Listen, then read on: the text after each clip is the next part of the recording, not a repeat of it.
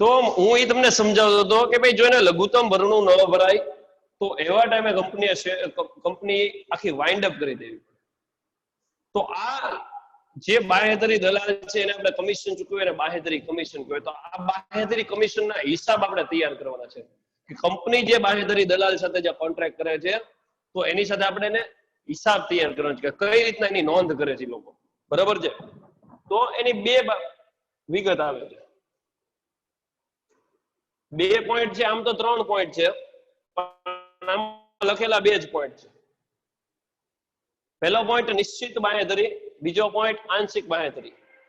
આ આંશિક બાંહેધરી કોઈ દિવસ અમે ભણાવેલું નથી. બરાબર છે. કારણ કે કોઈ વાર 14 માર્કના પ્રશ્નો ન પૂછતા પણ લાસ્ટ ટાઈમ જે 7 માર્કના પ્રશ્નો પૂછવાના સ્ટાર્ટ થયા એમાં આંશિક બાંહેધરીનો સમ પૂછેલો છે. એટલા માટે આપણે એ પોઈન્ટને કન્સિડર કરીએ છીએ. બરાબર છે. બાકી કમ્પલસરી 14 માર્કના પ્રશ્ન પૂછાતા પહેલા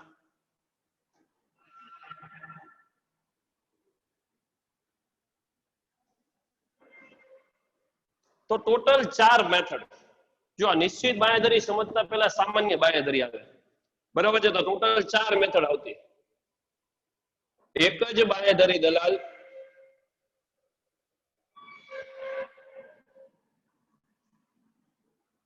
સંપૂર્ણ ભરણા માટે બાંહેધરી આપે. બીજું, 2 કે તેથી વધુ બાંહેધરી દલાલ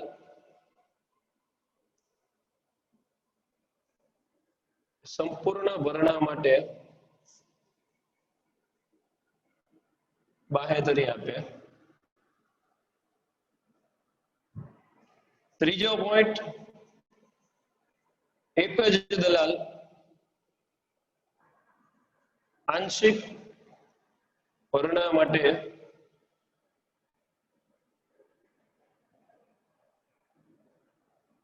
બાંહેધરી આપે. અને ચોથો પોઈન્ટ,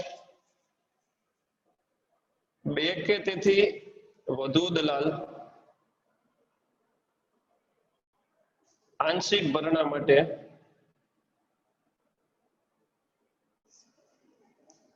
બાંહેધરી આપે. આવી 4 મેથડ છે.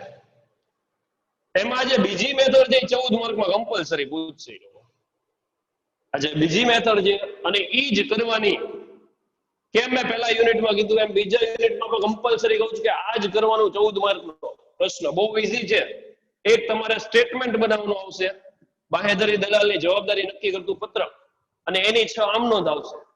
અને 6 આમ નોંધ એકેય વાર એકેય સમમાં અલગ અલગ નો આવે, બધે સરખી જ આવે. એટલે કમ્પલસરી આ પોર્શન જે 14 માર્કનો આવે એ જ કરવાનું. બરાબર છે. આના આ જે પોર્શન છે એમાં 2 ભાગ પડે છે, નિશ્ચિત બાંહેધરી અને સામાન્ય બાંહેધરી. એટલે કયા પ્રકારનો સમ છે ને જોવું પડે. જો સામાન્ય બાંહેધરીનો સમ હોય તો 14 માર્કનો પ્રશ્ન કરી જ નાખવાનો. અને જો નિશ્ચિત બાંહેધરીનો સમ 14 માર્કનો જ નહીં કરવાનો. બહુ અઘરું પડે. સમજાય જાય તો વેલ એન્ડ ગુડ. હું સમજાવી જ, આપણે પોઈન્ટ કાપવાના નથી, કરવાના જ છે બધા પોઈન્ટ. બરાબર છે. પછી હજુ એકવાર રિપીટ કરું છું. સામાન્ય બાંહેધરી હોય તો એ 14 માર્કનો સમ મેં કીધું કરી જ નાખવાનો. પણ નિશ્ચિત બાંહેધરીનો સમ હોય તો વિચારવાનું કરવો કે ન કરવો. કારણ કે ત્યારે સ્ટેટમેન્ટ બદલાઈ જશે અને 4 સ્ટેટમેન્ટમાંથી 2 સ્ટેટમેન્ટ એ પૂછશે. તો બધા જ સ્ટેટમેન્ટના ફોર્મેટ અલગ અલગ છે. ક્લિયર છે. એટલે ત્યારે યાદ રાખવું અઘરું પડે. બરાબર છે. એટલે સમ પેલા જોવાનો કયો સમ પૂછ્યો છે, સામાન્ય બાંહેધરીનો સમ પૂછ્યો છે કે નિશ્ચિત બાંહેધરીનો સમ પૂછ્યો છે.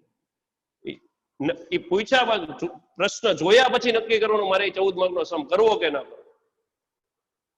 જ્યારે નિશ્ચિત બાંહેધરીના સમ હોય તો તમે વિચારો ને તમને એમ લાગે કે મને આ સ્ટેટમેન્ટ યાદ રાખવા અઘરા પડશે, તો એવા ટાઈમે પ્રેમથી ઓરમાં જઈને 7-7 માર્કના 2 ઈઝી સમ હશે એ કરી નાખો.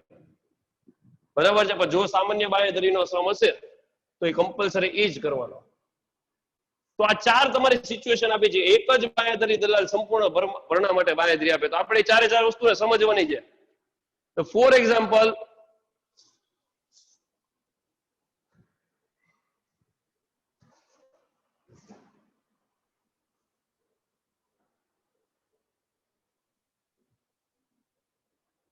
ફોર એક્ઝામ્પલ કોઈ કંપની એ છે, એ 10 લાખ શેર જાહેર જનતા માટે બહાર પાડે છે. કોઈ એક કંપની જાહેર જનતા માટે 10 લાખ શેર બહાર પાડે છે. હવે 10 લાખ શેર માટે કોઈ વ્યક્તિ એ, આપણે એવું સમજી લઈએ છીએ કે આપણે અજયભાઈ સંપૂર્ણ બાહેધરિયાની માટે આપે કે ભાઈ કંપનીના કોઈ શેર નહીં લે તો બધા શેર હું લઈ લઈશ એકલો. એટલે એક જ વ્યક્તિ આખા ભરણા માટે બાહેધરી મીન્સ કે દલાલની ભૂમિકા ભજવે. બરાબર છે? એની બાહેધરી આપે કે બધા શેર હું ખરીદી લઈશ. પોઈન્ટ નંબર ઈ બહુ નાનો સમજે, એમાં કઈ આવે જ નહીં. બરાબર છે? 7 માર્કમાં પૂછવું હોય તો પૂછી શકાય. એનો પહેલો સમ આપણે ઈ જ કરશું. જે છે એ બીજો પોઈન્ટ છે. 2 કે તેથી વધુ બાહેધરી દલાલ સંપૂર્ણ ભરણા માટે. હવે આપણે એવું સમજીએ કે ભાઈ કંપની એ છે એટલે બી, સી, ડી અને વ્યક્તિ ઈ, આ ચારેય જણા આંશિક બાહેધરી લે. મીન્સ કે બી છે તો એમ કે ભાઈ હું 4 લાખ શેર સુધી, સી છે તો કે 3 લાખ શેર સુધી, ડી 2 લાખ શેર સુધી અને ઈ 1 લાખ શેરની બાહેધરી આપે. 4 ને 3 7 ને 2 9 ને 1 10 થઈ ગયા. બરાબર છે? બી એમ કે છે કે ભાઈ હું 4 લાખ શેરની ખરીદી કરીશ. સી છે એમ કે 3 લાખ શેરની ખરીદી કરીશ. ડી એમ કે હું 2 લાખ શેરની બાહેધરી આપું ને ઈ એમ કે 1 લાખ શેરની બાહેધરી આપીશ. તો આને શું કહેવાય? 2 કે તેથી વધુ બાહેધરી દલાલ સંપૂર્ણ ભરણા માટે બાહેધરી આપે. એટલે બધી વસ્તુ આખું સંપૂર્ણ ભરણું આવી ગયું. બરાબર છે? હવે કેવી સિચ્યુએશન થાય? જો હું સ્ટેટમેન્ટ બનાવું છું અહીંયા. બરાબર છે? આને કહેવાય ગ્રોસ લાયબિલિટી અથવા કુલ જવાબદારી. આ ગણતરી કેવી હોય ને જોઈ લો ખાલી. આને શું કહેવાય? કુલ જવાબદારી. કે ભાઈ બી ની જવાબદારી કેટલી? તો કે 4 લાખની. સી ની કેટલી? કે 3 લાખ શેર સુધી. ડી ની કેટલી? તો કે 2 લાખ શેર સુધી. અને ઈ ની કેટલી? તો કે 1 લાખ શેર સુધી એની જવાબદારી બને. હવે કેવું થાય? હવે મને કોઈ, હું ફોર એક્ઝામ્પલ આમાંની કોઈ પર્સન હોય તો મને કોઈ શેર ખરીદવામાં ઇન્ટરેસ્ટ ન. બરાબર છે? એટલે હું તો શેર વેચવા જ માંડું. કારણ કે એ મારે ખરીદવા, મને માત્ર જે બાહેધરી દલાલ હોય ને બાહેધરી કમિશનમાં જ ઇન્ટરેસ્ટ હોય, એમાં જ રસ હોય. એટલે એ શું કરશે? પોતે શેર વેચશે. તો એ બી શેર વેચતો હોય. બી ને કેટલા શેર વેચવાના છે? તો કે 4 લાખ શેર વેચવાના છે. સી ને કેટલા વેચવાના? 3 લાખ શેર. ડી ને 2 લાખ ને ઈ ને 1 લાખ. હવે તો શું થાય? હવે ફોર એક્ઝામ્પલ કોઈ આ બેન રાજલ કરીને છે. હવે રાજલને હું કન્વિન્સ કરું કે ભાઈ આમાં તું ઇન્વેસ્ટમેન્ટ કર. હવે ઈ ઇન્વેસ્ટમેન્ટ કરવા રાજી થાય તો કંપનીને કેમ ખબર પડશે કે આ મીન્સ કે હાલો બી મીન્સ કે ભૌતિક, એવું સમજી લે કે આ ભૌતિક ભાઈ મોકલેલી અરજી છે, એ ખબર ન પડે. એટલે તારી જે મીન્સ કે રાજલની જે અરજી હોય એની ઉપર મારી કંપની, મારી ફર્મ જે હોય, મારી જે પેઢી હોય, ફર્મનો સિક્કો જાય. સિક્કો મારવો પડે મારે. ફર્મનો સિક્કો મારવો પડે. એટલે હું જેટલી મારા સિક્કા વાળી જેટલી અરજી મળે એ બધા મારામાંથી જ ડેબિટ થાય, અહીંથી જ ઓછી થાય. તો એને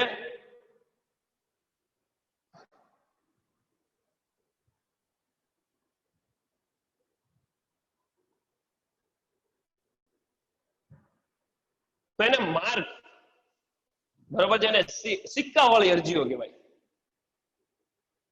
જેટલા મારા સિક્કા વાળી અરજી થાય એ બધી મારામાંથી જ ડેબિટ, એને સિક્કા વાળી અરજી કહેવાય. તો એવી રીતના બી માંથી જેટલી મળે, ભૌતિકભાઈ ની મળે, એ ભૌતિકભાઈ ડેબિટ કરે, એમાંથી કંપની કરશે. સી ની સિક્કા વાળી મળે, સી ના સિક્કા વાળી, ડી ના સિક્કા વાળી હોય, ડી ના સિક્કા વાળી ને ઈ ના સિક્કા વાળી હોય, ઈ ના સિક્કા વાળી.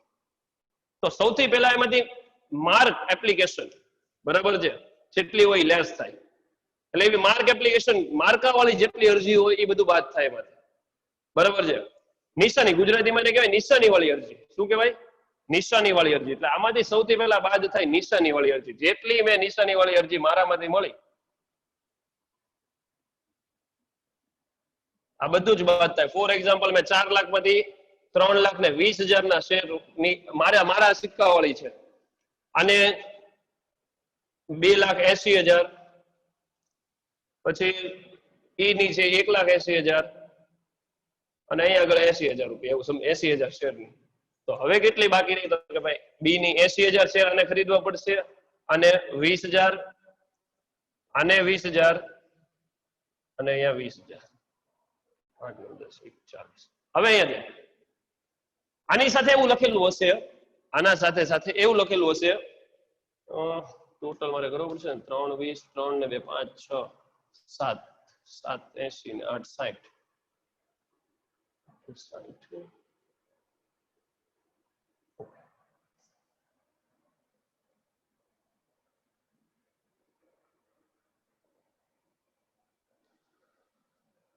અને સાથે સાથે તમને એવું લખેલું હશે કાઉન્સમાં કે કંપનીએ 10 લાખ શેરની 12 પાડ્યા અને 8,70,000 શેરની અરજી મળી.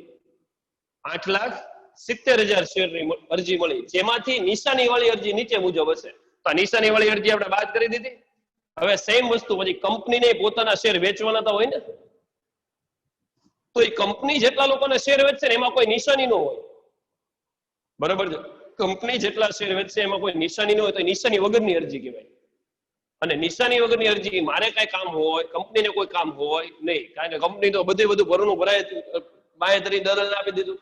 એટલે નિશાની વાળી અરજી હોય એ બાંહેધરી દલાલને એના જવાબદારીના પ્રમાણમાં, જો જવાબદારીનું પ્રમાણ આને કેટલું આપ્યું છે, જો જવાબદારીનું પ્રમાણ અહીંયા થાય 4:3:2:1, આ મારે સમજાવવાનું ન હોય, 4:3:2:1. તો આ નિશાની વગરની અરજી હોય એ નિશાની વગરની અરજીને તમારે જવાબદારીના પ્રમાણમાં ફાળવવી પડે, બરાબર? તો નિશાની વગરની અરજી ગોતવી પડે. તો એનું સૂત્ર છે નિશાની વગરની અરજી બરાબર, જયારે આવશે ત્યારે સમજાવીશ ઇન્ડેક્સ, અત્યારે તો હું શોર્ટમાં આ વસ્તુ સમજાવીને આગળ ન જઈ શકાય. નિશાની વગરની અરજી કોને કહેવાય? તો એનું સૂત્ર છે કુલ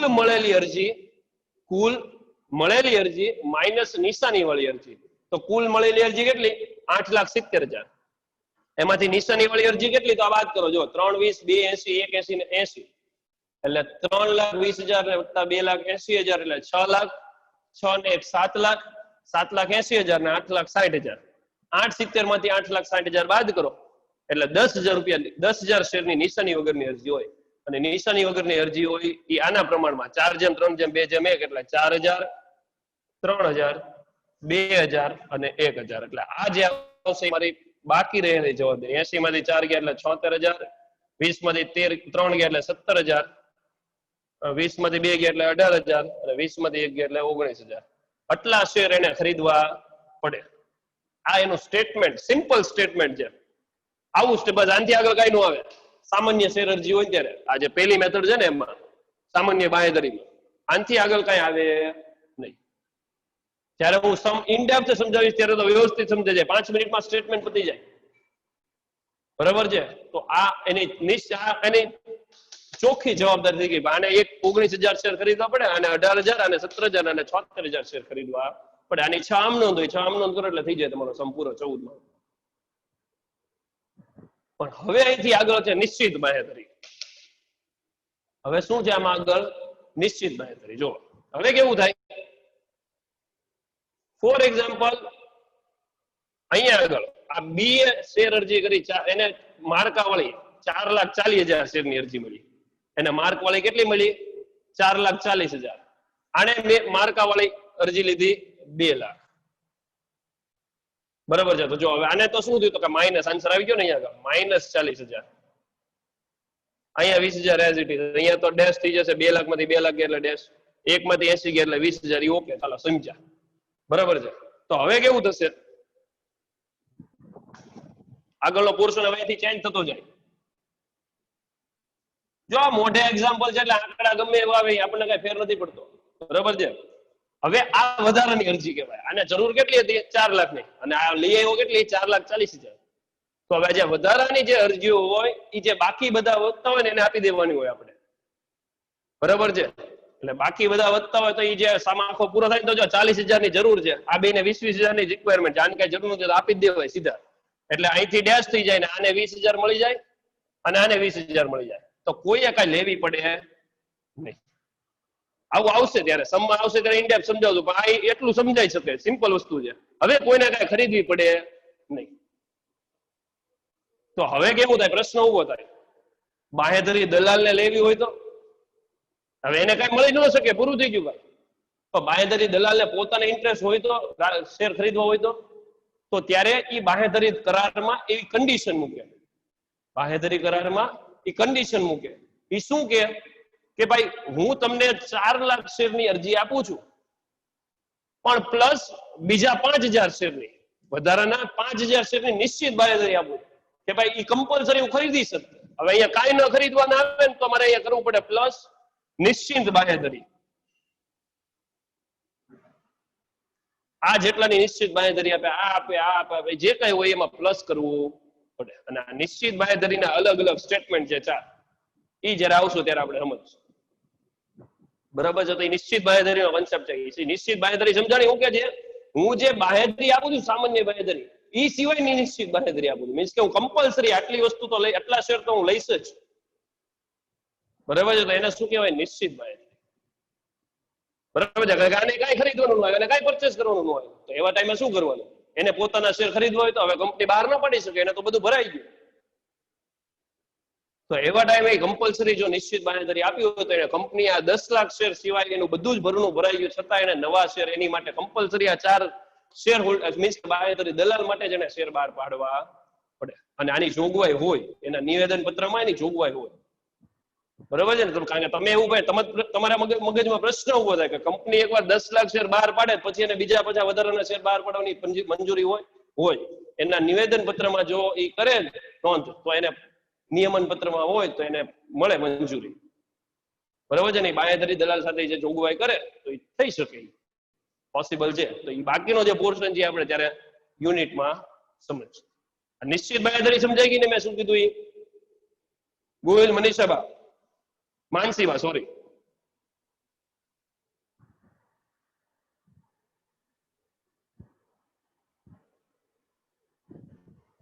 માનસી સમજાઈ ગયું?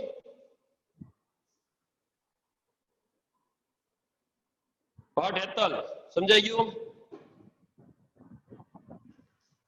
હા. ઓકે. તો આટલી વાત છે, આ 2 યુનિટની વાત થઈ. પછી નેક્સ્ટ યુનિટ નંબર 3 છે તમારું રોકાણના હિસાબ. આપણે આ જ યુનિટ શરૂ કરવાનું છે. યુનિટ નંબર 3 આપણે જે સમજવાના છીએ રોકાણના હિસાબો, એ જ આપણે સમજવાનું છે. બરાબર છે? અને રોકાણના હિસાબમાં વ્યક્તિ અલગ અલગ ઘણી બધી જગ્યાએ રોકાણ કરતો હોય તો એ બધા જ રોકાણના હિસાબો કઈ રીતના તૈયાર કરે. ફોર એક્ઝામ્પલ, હું જ કોઈ કંપનીમાં ઇન્વેસ્ટમેન્ટ કરું છું, બરાબર? તો એ કંપનીના શેરમાં ઇન્વેસ્ટમેન્ટ કરતો હોય, ડિબેન્ચરમાં ઇન્વેસ્ટમેન્ટ કરતો. પાંચ રાહ જોવે છે નહીં? હવે 11:30 ત્યાં એના કઈ નહીં મેળવે સાહેબ. હવે નો મેળવે સાહેબ. 11:30 તો થઈ ગયા, હમણાં મારે નીકળવું થાય. હા, પાડી દો, કાંઈ વાંધો નહીં. એને કઈ મેં આમે કીધેલું છે મારા ઘરેથી જ ભાઈ સોમ મંગળ બુધ જ લેક્ચર લેવાય. ગુરુ શુક્ર શનિમાં સિદ્ધરાજ કિરણભાઈ લેવો છે ને એટલે એને કહી દો એને કે ભાઈ હમણાં નહીં મેળવે, આજે સોમવારે લેશે એમ કેજો. ઘરેથી લઈ લઈશું લેક્ચર, આ લોકોને તેને એને દે. તો એ રોકાણ એ કોઈ પણ કંપનીમાં શેરમાં રોકાણ કરતો, ડિબેન્ચરમાં રોકાણ કરતો, પ્રેફરન્સ શેરમાં રોકાણ કરતો, બધી જગ્યાએ રોકાણ કરતો. બરાબર છે? તો એ બધાની અલગ અલગ રોકાણ ખાતા હોય એ તૈયાર કરવા. કારણ કે વારંવાર એકના એક શેર, ફોર એક્ઝામ્પલ હું એક્સિસ બેંકના શેરમાં રોકાણ કરું છું તો મારું ખાતું શું બને? એક્સિસ બેંકના ઇક્વિટી શેરનું ખાતું અથવા એક્સિસ બેંકના ડિવેન્ચરનું ખાતું. એવું અલગ અલગ જેટલું હોય જેમાં જેમાં ઇન્વેસ્ટમેન્ટ કરતો. તો એક્સિસ બેંકના શેર હું તો મહિનામાં 5 વાર લઉં ને વેચું. તો એ બધાની નોંધ કરવી પડે. બરાબર છે? એ ઇનડેપ્થ એમાં એટલા માટે નથી સમજાવતો કારણ કે એ જ મારે શરૂ કરવાનું છે, એટલે એની માટે ઘણી બધી વાત છે મારી પાસે. બરાબર છે? એટલે ત્યારે આપણે સમજશું. નેક્સ્ટ યુનિટ નંબર જે 4 છે, તો યુનિટ નંબર 4 તમારું આખું થિયરી બેઝ છે. બરાબર છે? બંને યુનિટ 4A અને 4B બંને યુનિટ તમારા થિયરીના છે.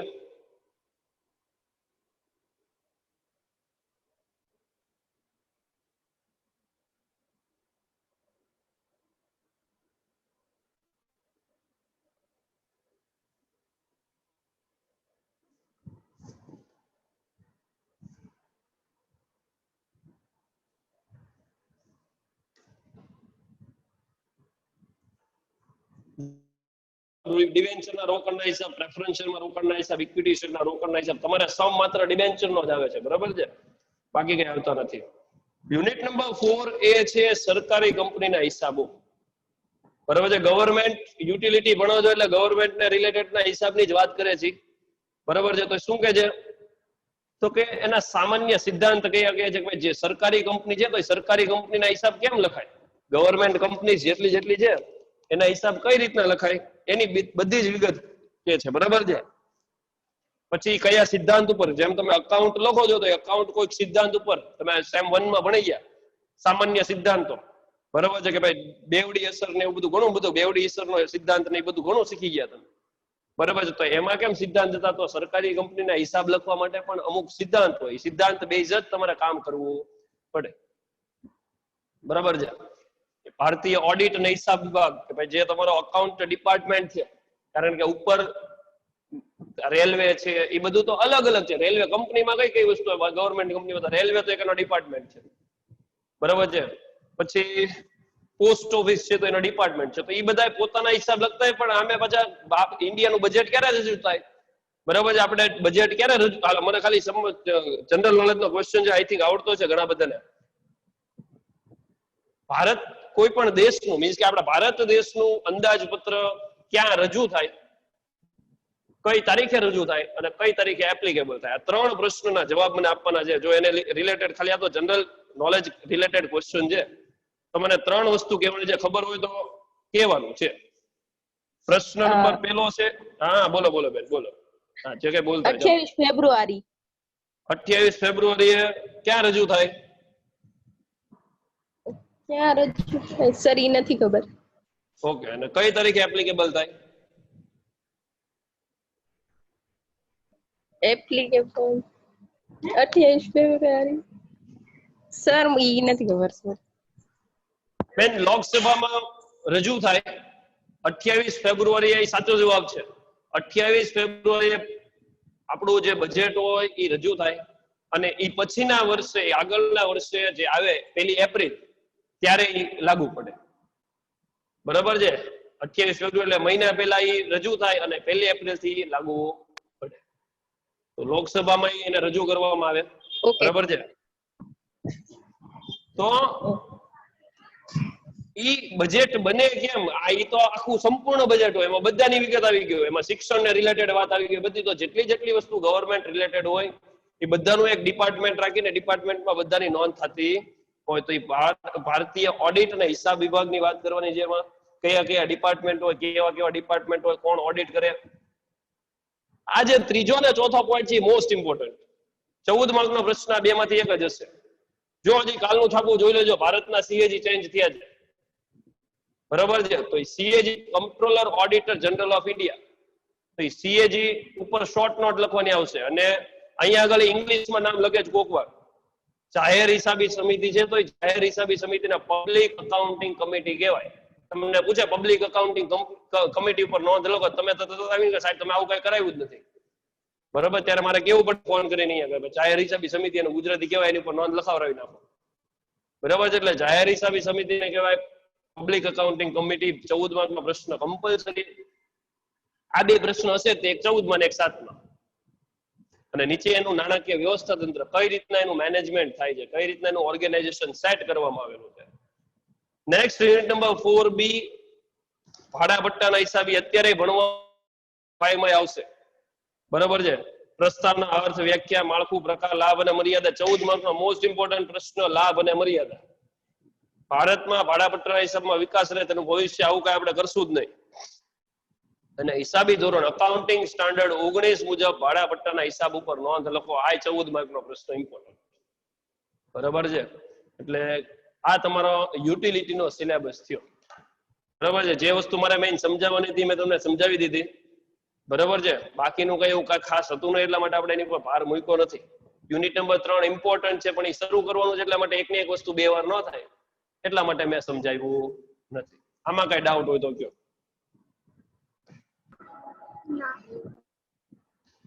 હા જો આ બેન, આજે બેન બોલીને એનું નામ શું છે?